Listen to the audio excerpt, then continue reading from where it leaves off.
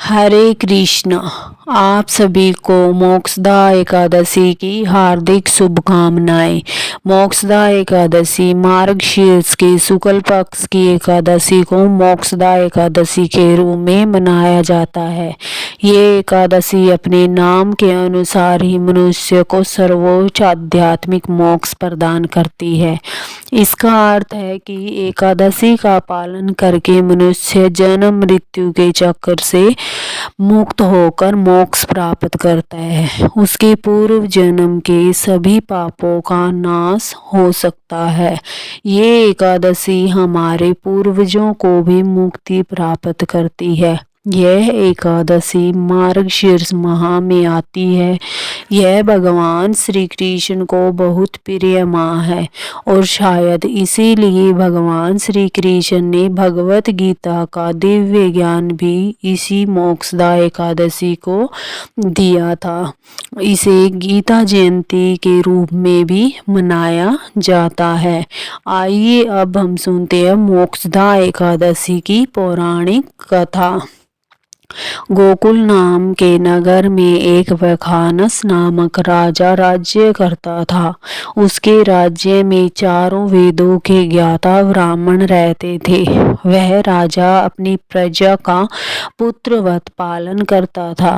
एक रात्रि में राजा ने एक सपन देखा कि उसके पिता नरक में हैं। उसे बड़ा आश्चर्य हुआ। प्रातः वह विद्वान ब्राह्मणों के पास गया और अपना सपन सुनाया। कहा, मैंने अपने पिता को नरक में कष्ट उठाते देखा है। उन्होंने मुझसे कहा है कि हे पुत्र, मैं नरक में पड़ा हूँ, यहाँ से तुम मुझे मुक्त कराओ। जब से मैंने यह वचन सुने हैं तब से मैं बहुत बेचैन हूँ। चित्त में बहुत ही अशांति सी हो रही है।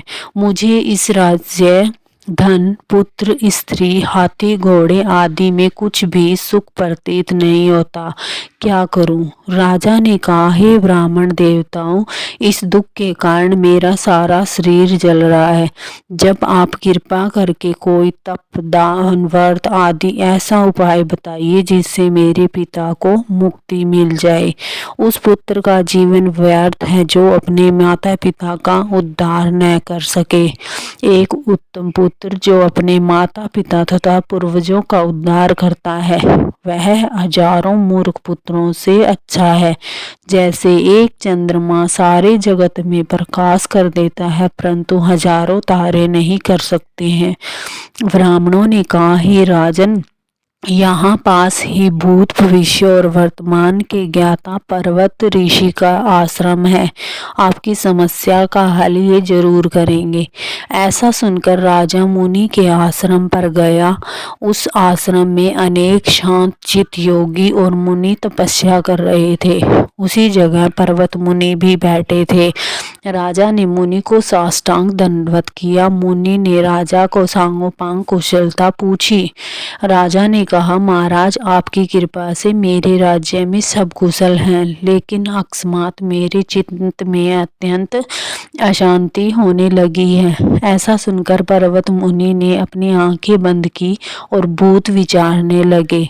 फिर बोले, हे राजन, मैंने योग के बल से तुम्हारे पिता के कुकर्मों को जान लिया है।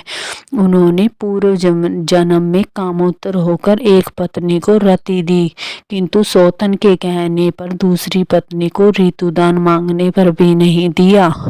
उसी पाप कर्म के कारण तुम्हारे पिता नरक में जाना पड़ा। तब राजा ने कहा, इसका कोई उपाय बताइए। मुनि ने कहा, हे राजन, आप मार्गशीर्ष एकादशी का उपवास करें।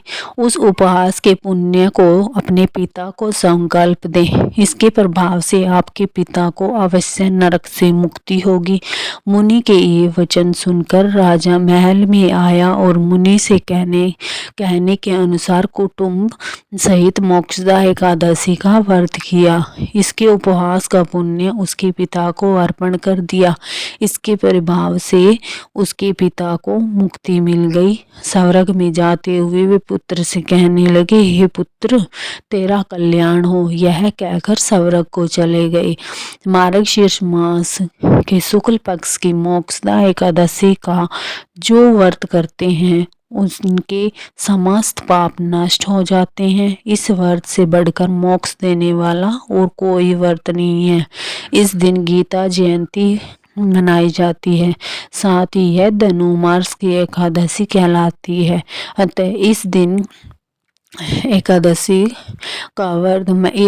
का महत्व कई गुना और बढ़ जाता है। इस दिन से गीता का पाठ अनुष्ठान प्रारंभ करना चाहिए। इस दिन भगवत गीता हमें अवश्य ही पढ़नी चाहिए। जय श्री हरि भगवान की जय।